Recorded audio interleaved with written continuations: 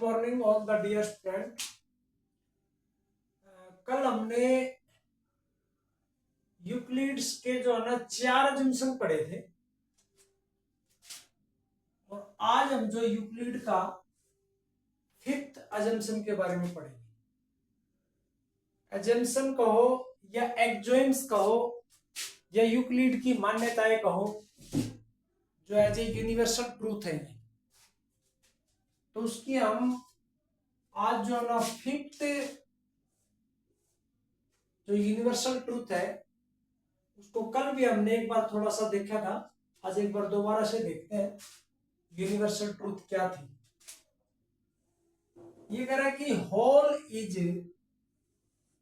Greater than the part. Whole का मतलब होता है सारा का सारा, सारा पार्ट। मैथमेटिक्स की भाषा में बात करें तो सारा जो है, टोटल जो है, वो एक हिस्से से हमेशा ज्यादा होगा, ग्रेटर देन।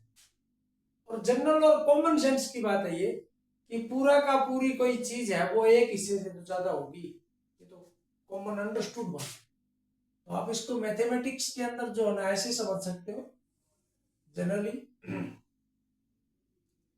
ये कोई टोटल आपके पास पिज्जा, बर्गर, रोटी कुछ भी समझ लो, उसका जो एक पार्ट है, अगर इसको हम बाहर निकाल देते हैं, जनरली ये शेप ऐसे बने, तो ये जो टोटल है ये कह रहा है कि greater than this part, greater than one part. तो ये उससे जो है ना हमेशा ज्यादा है। इसके बाद आता है जो 6 यूनिवर्सल ट्रूथ निकाली इन्होंने, यूक्लिड बाबा जी ने, वो क्या कही थी कि things which are double of the same thing are equal to one another. एक बार मैं थोड़ा ध्यान दिलाता हूं, हमने जो अजम्पशन फर्स्ट और सेकंड में पढ़ा था कि things which are of the same thing then they are equal to one another. Second property थी things which are subtract of the same things then reminders are equal to one another. यानी किसी चीज में से आप घटा रहे हो, किसी कोई भी 2 नंबर इक्वल है और उसमें से कोई भी एक सेम नंबर आप घटा कर रहे हो, तो उसका जो टोटल जो है उसके ऊपर कोई इफेक्ट नहीं पड़ेगा। तो यानी कि जोड़ने से भी कोई फर्क नहीं पड़ता, घटाने से भी कोई फर्क नहीं पड़ता, ना डबल करने से फर्क पड़ता और ना आधा करने से फर्क पड़ता। ये सारी की सारी सेम टर्म रहती है। जैसे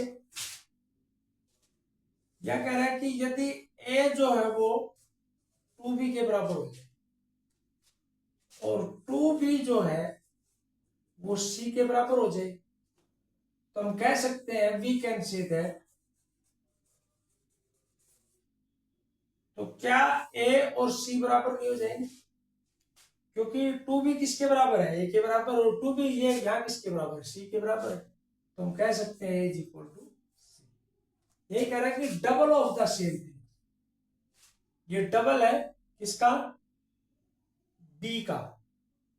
b का डबल a है और फिर b का डबल c है, तो आप कह सकते हो a और c भी जो है ना क्या होंगे? इक्वल होंगे।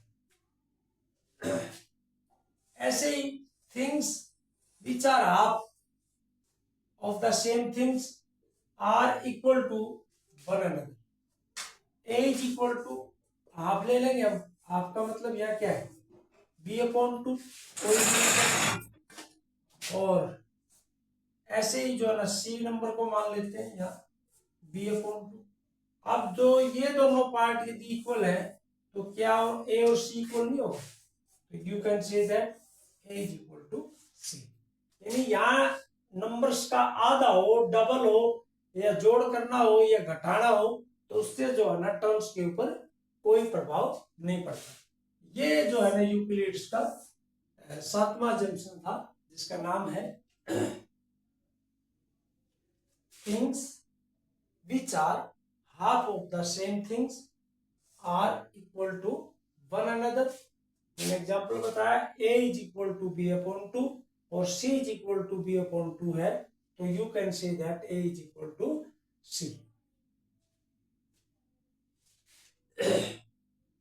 चलो अब इसके जो है ना ये जितने भी हमने एक्सोइम्स पढ़े हैं, अब इसके नेक्स्ट वीडियो के अंदर जो है ना पोस्टुलेट्स के बारे में पढ़ेंगे। तब तक के लिए जय हिंद, जय भारत।